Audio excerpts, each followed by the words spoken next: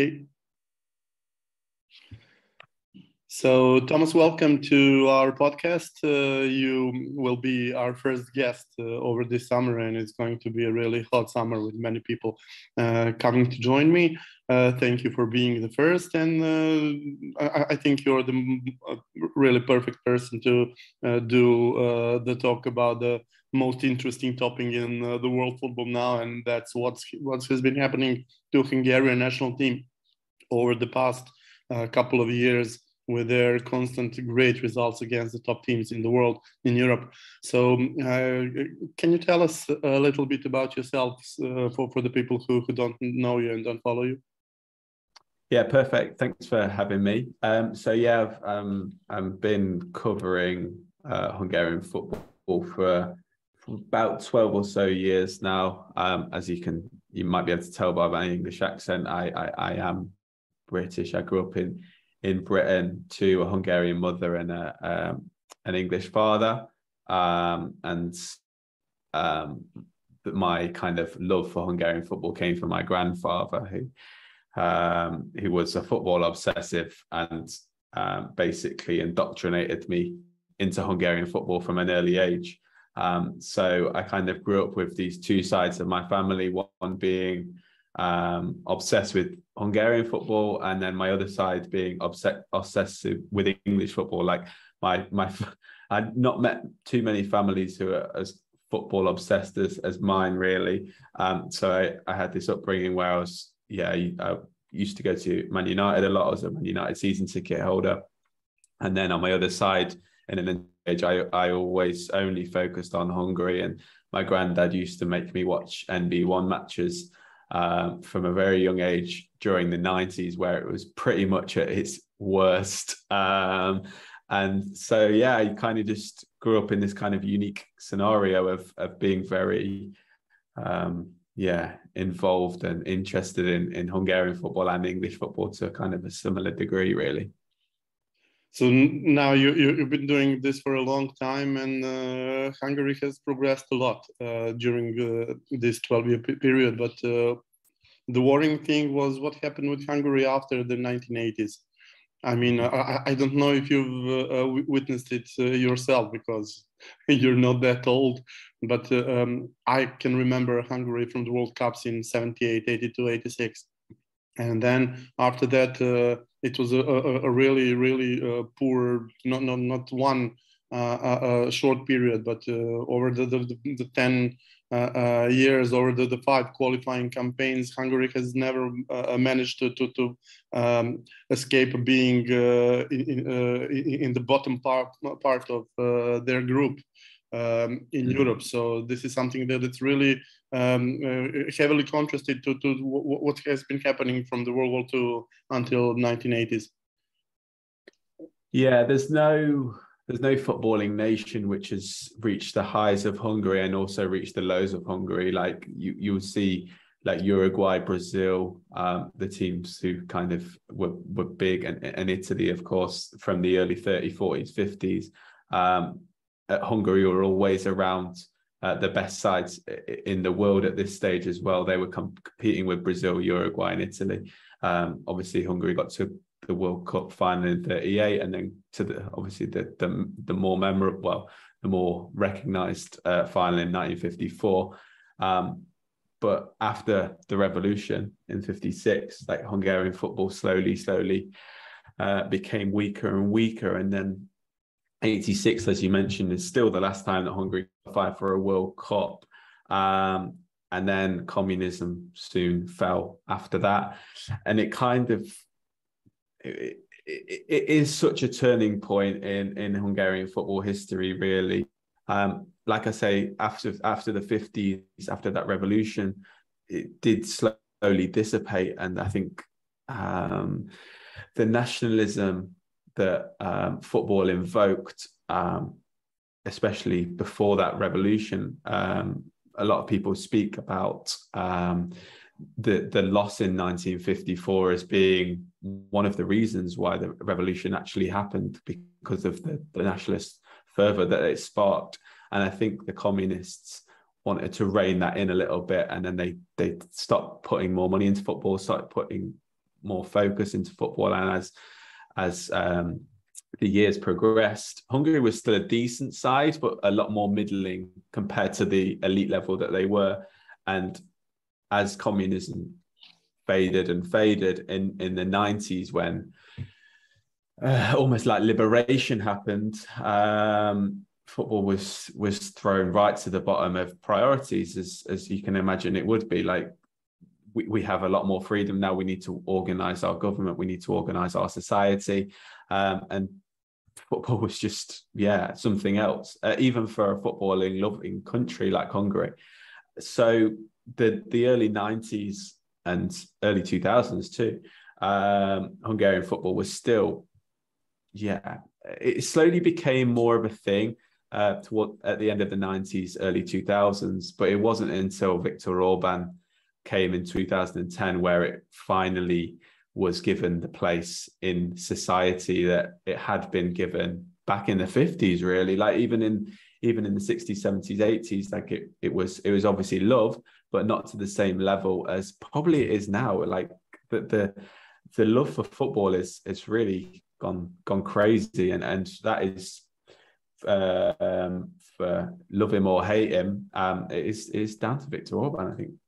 Yeah, he's invested a lot into infrastructure. He has built a lot of new stadia, a lot of new training grounds. It really had to have good effect, and we also know it in the neighboring countries. In Serbia, there is a TSC in Topola who have a magnificent new stadium and new facilities, and there is also a club in Slovakia, a couple of clubs in Romania, then in Ukraine. So basically, wherever there are Hungarians, there is a good infrastructure now. Is it the thing that has pushed it a bit higher?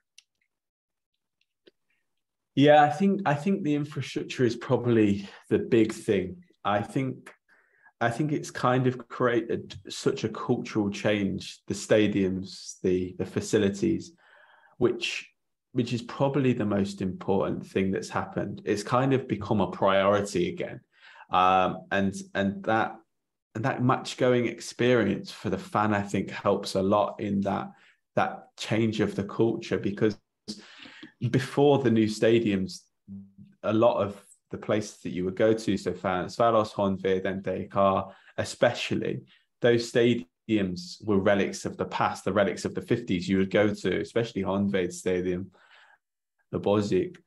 I remember the Honvéd Stadium from 1990 or so, when or was it 89, when Vojvodina played Honvéd in the Champions Cup, and it was really, really derelict at the time. So it was 30 years ago.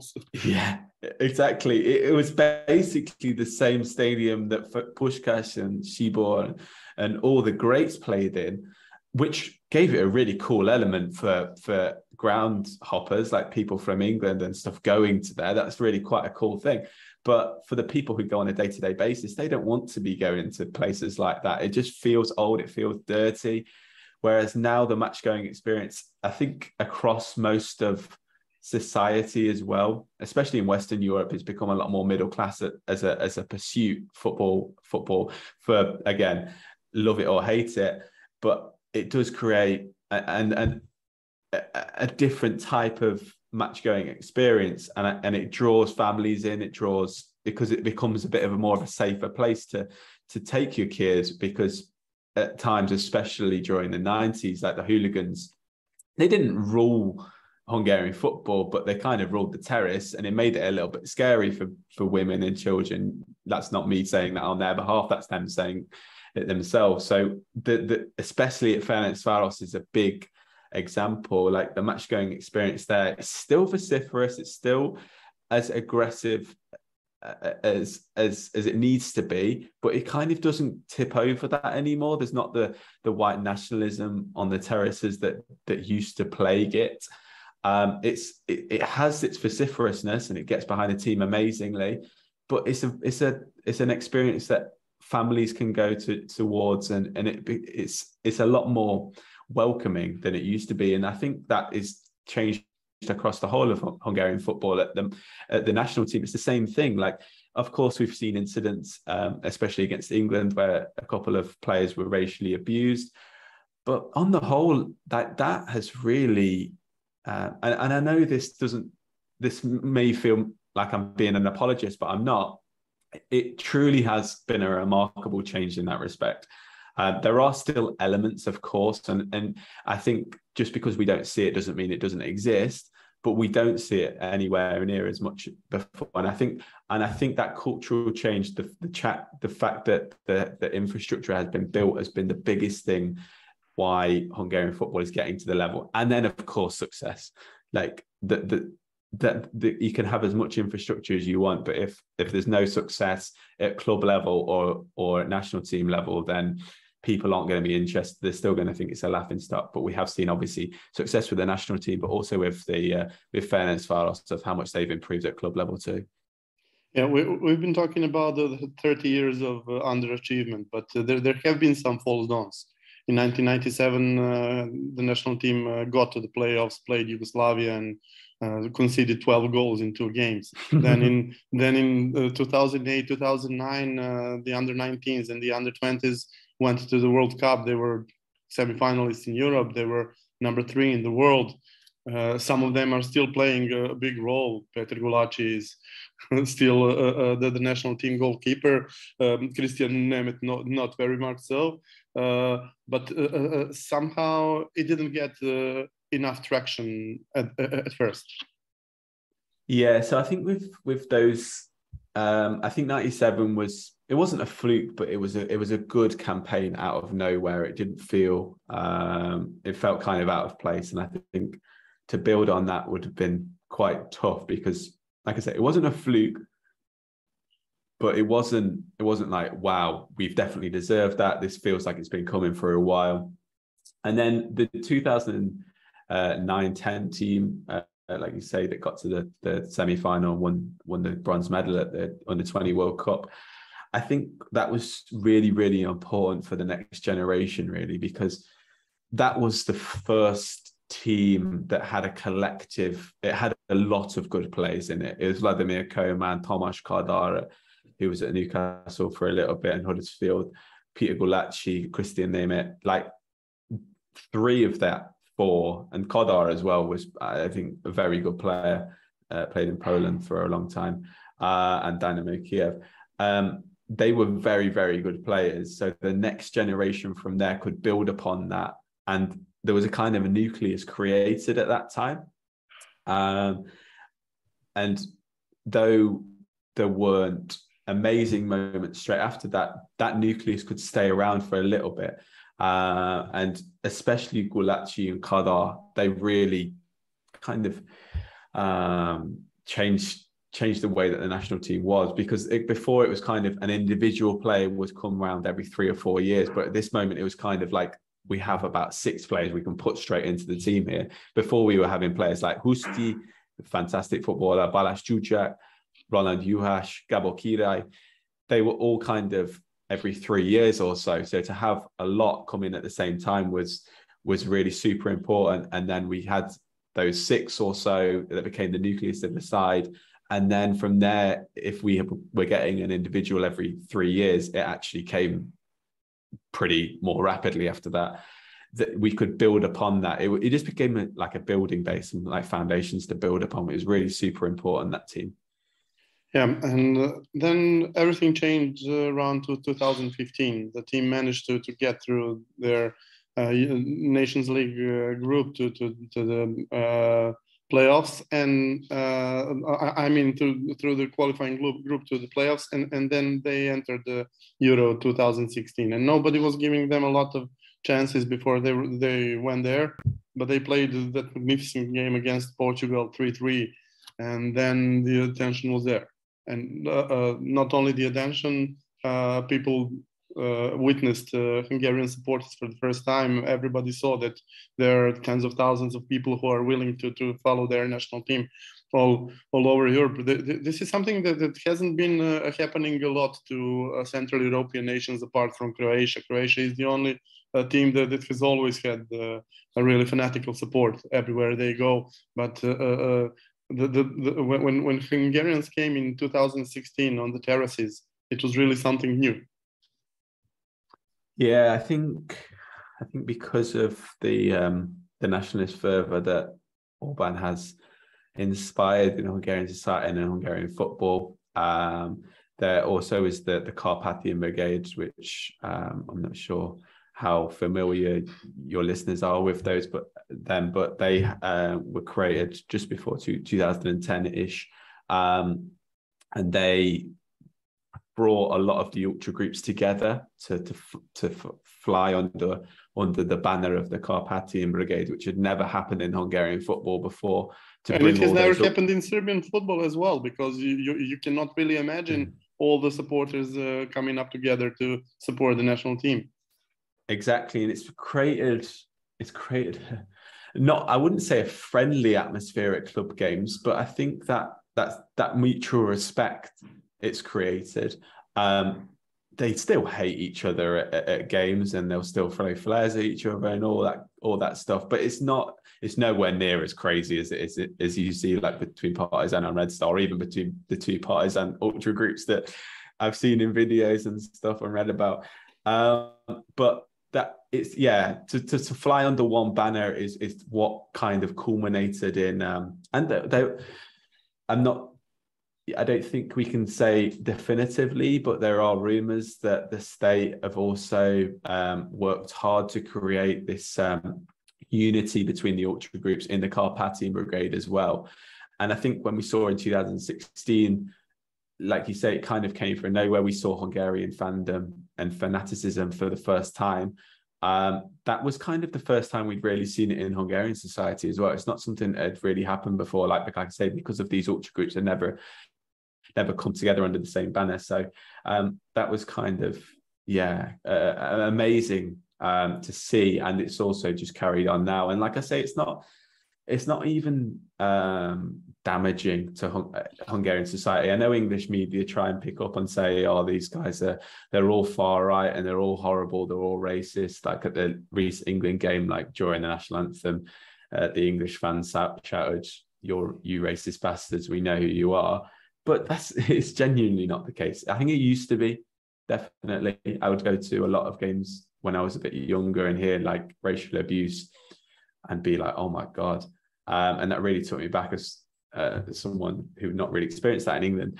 But now it's really few and far between, and it's kind of the single individual. But like I say, it is great to see on the whole, they are pretty law abiding, I think. At the same time, a couple of new coaches have come along as well. Darday has been doing really good things in Hertha Berlin, and he has been very important person for that qualification for the 2016. Then there was Ben Stork, who has done a lot of good things in Hungary, even though he is not Hungarian. There are some Hungarian coaches working in clubs at the top level, like Red Bull system. So Chelsea as well. Nowadays, Chelsea as well, yeah. So this is everything is going upwards from 2015 until now. Yeah, so Hungarian football before the 50s was always seen as was always seen as a kind of academic pursuit. So one of the reasons why Hungarian football was so good was because the coaches and the people who watched it were very, very interested in the academic side, the tactical side, essentially. And to me, that feels like that has come back. There's so many tactics experts who are Hungarian who you see writing for the kind of the tactics blogs online.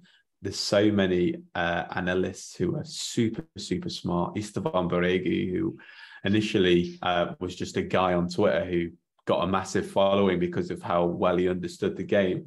He went to MTK Budapest and then was promoted to the national team. And I'm not going to say he's the sole reason for why Hungarian football is good, but I'm sure he plays a big part because of his tactical knowledge. And this kind of lust for knowledge and lust for academia and lust for tactics has kind of spread itself throughout Hungarian football. And that's one of the most important things as well. So like Zsolt Löw, who's at Chelsea, he's kind of a huge student of the game by all accounts. Dardai is, I wouldn't say he's a tactical master. He's more of a mentality master, but both of them are super important attributes to have. And it's been very interesting to see that recently. It's happened a lot in England as well. Like the tactical side of the game has become so much more important. You see it in a lot of media, like how a lot of tactics blogs and like The Athletic as well love it. And it's the same in Hungary. I don't know if the Hungarians are learning from the English, or they're just, because obviously most Hungarians speak English, they're reading a lot of stuff like this and they're getting very interested into it. But yeah, the culture is going back to that pre-50s kind of pursuit of being being an academic pursuit, which is very interesting, and it's created a lot of interesting coaches. So we're coming to the appointment of Marco Rossi. He has been spending a lot of time in Hungary and the surroundings before he was appointed as national team coach. But once he came here, he definitely changed. Not only a few things, but a lot of things. From one point, it's about mentality. From the other point, it's about tactical systems. And one of the most interesting aspects of his tenure in the Hungarian national team is the thing that he's speaking Hungarian. He sings Hungarian national anthem before the game, and this is something that is not really usual when you have a foreign coach. Yeah, his Hungarian knowledge isn't amazing, but like it takes so many years to master the language, so it's not like you can just pick it up and run with it. And I think what helps him so much, he's like you say, he's got the mentality, he knows how to create a tactical game plan, but his knowledge of the culture of Hungary, I think, is also super important. And I think that is really important for a national team manager. I think to go to an English example, like Fabio Capello was one of the best coaches in the world when he took over England manager, but he didn't understand the English footballer. He didn't know what made them tick. You look at Gareth Southgate now, he nowhere near as decorated or as knowledgeable as Fabio Capello, but he knows what makes England people and English footballers tick. Marco Rossi had worked in Hungary before he took the national team manager job. He worked with Dots in Slovakia, one of the teams that a Hungarian nation in Slovakia, a Hungarian football club in Slovakia. And knowing the culture and knowing the players and knowing the league and stuff, so you know who to pick, what player to pick and how they play and stuff, is, I think, super important. Bernd Storck had a little bit of that as well, because he was the under 21 manager and under 20 manager when he took over the national team. He did that before, whereas we had George Leekins, who'd never touched Hungarian football before, and he was an absolute disaster. We had Lothar Matthäus once, who did okay. He got some good results, but he was just trying loads and loads of players because he didn't know who they were. He wanted to see them all the time because he didn't know the Hungarian league. He didn't have any history with it. We had Erwin Koeman, Ronald Koeman's brother. Again, absolute disaster. Whereas Marco Rossi has all the attributes of a great coach, and he also knows the culture of the team. He knows the history, and I think that's super important to know that, to understand what makes a nation tick. Like Hungarian culture is quite unique, I think, in the way that it is, and especially the footballing culture as well. I think it's important to know that, and he does know that, and he also has created a fantastic football team with such an enormously strong mentality, and the tactical game plan is getting better and better. I'm sure we'll go into this in a second when we look at some of the more recent results, but like from a defensive perspective, that's kind of what he worked on first, and then an attacking perspective that is bearing fruit now as well. And it's really helped that Hungary managed to get the services of Willy Orban. It was a really huge battle between three nations. Germans had him in their hands, basically. Polish could have snatched him, but he decided to play for Hungary. And I think that is the turning point of everything, because you have a great goalkeeper, and now you have a great commander of the defense and the guy who can start their attacks. Yeah, he is, and I haven't spoken about much about luck in this segment at all. Like, and that there is a few things that have fallen into Hungary's way. It's not all been a master plan, which is just bared through. There's been a lot of lucky elements along the way, really. Like the 2016 group, for example, the qualifying group, that was so easy, and Hungary finished third in that, below Romania and Northern Ireland. They were lucky to get there. They were lucky to actually get to the last Euros, because they only got there because of the Nations League group, and then scored 2 last-minute goals against Iceland. Willie Orban is a huge slice of luck. To have him against Germany, he was the best German defender on the pitch. I don't think there's a question about that. And I think he would get in the national. Well, I don't think there's any doubt he would get in the national team now. He's improved so much over the past 2 or 3 years, actually, since becoming Hungarian. He was very good before that, but he was actually losing his place a little bit in the Leipzig team. The Leipzig team, the defense especially, was very good. Upamecano, Kognate, who's gone to Liverpool, and Upamecano went to Bayern. So, like, they were very, very excellent players, but Orban lost his place there, and it looked like, oh, is there actually a chance that he might leave there? But since those two left, he has been absolutely amazing. He's got so much better on the ball, and he's such a commander. He's just a perfect defender, I think. And for this national team, even though he doesn't actually speak Hungarian, again, he's another one who's learning. All the Hungarians speak English anyway, so his presence, more than anything, he doesn't even need to shout. It's his aura. It's his knowing where to be. It's his cleaning up. He's a leader by example, a silent leader by example, essentially.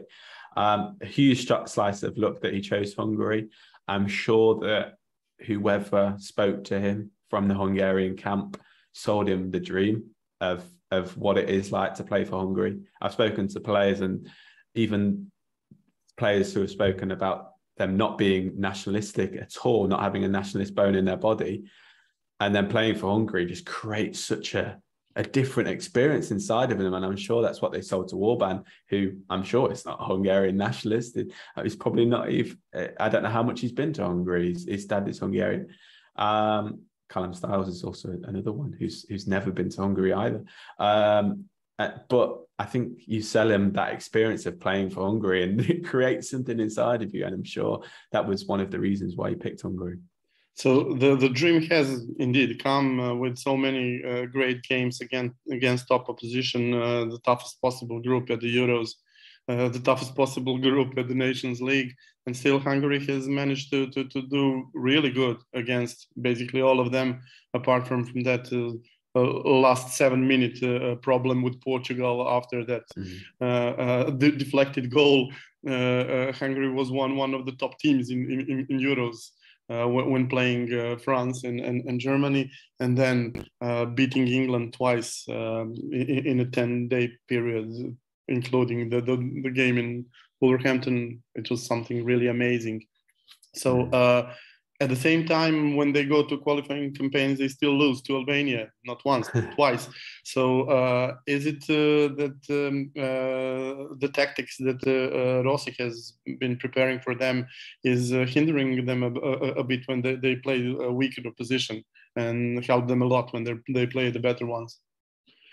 Yeah, I think that's right. And that's what most skeptics of Rossi will beat him with. That's the stick to beat him with. That he knows how to set up against big teams. He knows how to defend. It's just when we have a lot of the ball, how do you break defenses down? How do you create an attacking pattern that will unlock a low block? And that has been a problem throughout Rossi's reign, I think, and it's one of the reasons why Hungary looks so good against the bigger teams, and we create such amazing results. We beat Wales and Croatia in the World Cup qualifying, in Euros qualifying, sorry, the time before at home. We obviously got some amazing results at the Euros by drawing to Germany and drawing to France. We've done amazingly well in these Nations League games. We can defend excellently well. It's just going forward and having a lot of the ball. And obviously, one of the problems with international football is you don't get that much time on the training pitch to instill these attacking patterns. So it's actually much quicker and easier to create a good defense and build from there. And I think what Rossi's been really smart with is doing that, building those foundations, and then we build the attacking patterns. And I think we're slowly bearing fruit. It's going to be interesting to see when Hungary next play against a weaker opposition, to see what that is like. Is that really improved? But it felt like it had in these few games, because against England and against Germany, Hungary had a lot of the ball, especially in the second half against England and in Hungary. Like, Hungary had a lot of possession, and they were the one instigating. So it's hard. It's going to be hard for them to flip that to when we next go into play against a weaker team, because we've only been playing against good teams. Obviously now 4 games here, 2 games in September.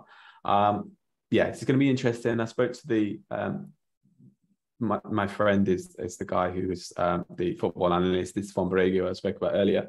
I spoke to him briefly the other day, and he says attacking patterns have become so much more of a focus now. Like the defensive base is there, and it's just working on attack. And I think we definitely saw elements of that. Hungary looks, even compared to a year ago, they look so much more threatening in these games.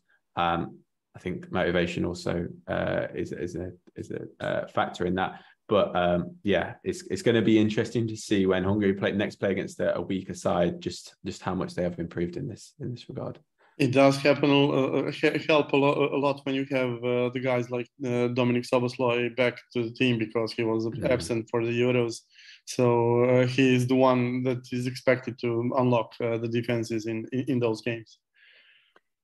Yeah, he's phenomenal, and very, very young as well. And I'm sure he'll become a star. He has the mentality to become a star. I think he wants to become a star. I think he knows he is next level. His technique is superb, and he has all the attributes and mentality, I think, to go right to the top. But he also loves playing for Hungary, and he works so hard. Like, one of the examples of that, clear example, he's like this all the time, but he had that free kick against England which got cleared off the line by Reece James. Jared Bowen breaks, it looks like a 2-on-1. He's got Harry Kane at their back, and Szoboszlai is the man who's sprinting 100 yards just after he's had a free kick cleared off the line to go and tackle Jared Bowen and put it out for a corner and stop almost a certain goal. Like, he's phenomenal, and his mentality going forward and backwards, which is so important in modern football, is amazing. And I can't wait to see how he develops. And yeah, it's like a David Beckham mentality, basically. He has a very, very similar skill set, actually. Like, his set pieces are phenomenal, like David Beckham. He's not the quickest, like a little bit like Beckham, but he has very similar skill set and the work rate, which is so important. And also the flash boy mentality that he kind of had off the pitch as well. It's quite a Szoboszlai thing.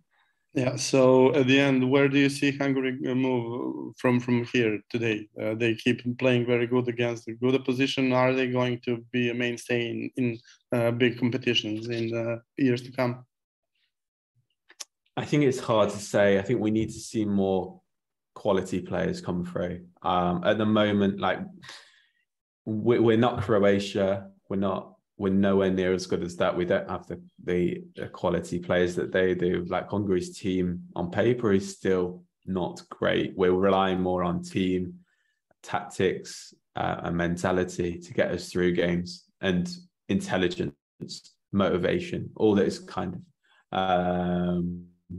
of anything apart from technique, really. Not apart from technique, but we have some very good players like Ronald Shai, who's very, very good player as well. Adam Zala, who's so super important, but we need more. Milos Kerkez is coming through, who's actually Serbian born, who's awesome. I'm really excited to see how he progresses. Andras Nemeth, who was actually born in South Africa. He's another one to look out for Hungary. But there's not masses. And that's where, if Hungary are to become a mainstay, this needs to improve. And like we said right at the start, like Hungary have invested a lot of money in academies and renovating that. We need to see the players start to pour out of that quicker for Hungary to become a mainstay, because right now I think there's only so far that these players can go, and it's hard to keep up this level of consistency when their players are overperforming week on week. So I think we're still seeing consistencies, and I hope the fans expect that to happen. I imagine that the expectation level right now has improved. It has gone up massively. But yeah, I think we need to see more good players come through to help out and to create a really strong squad. I mean, you look at Croatia. Croatia's got a smaller population than Hungary, so why can't Hungary be as good as they are on the pitch and everything that's off it? If they can bring all these quality players in at the same time as maintaining the motivation, maintaining the tactical discipline and intelligence, then Hungary can be good. But yeah, like I say, just quality players is all that's missing right now. Okay. That will be all for now. Thank you very much for being my guest today, and I hope to see you again in the near future with more of Hungarian success. Perfect. Thank you very much for having me. Thanks. Thank you.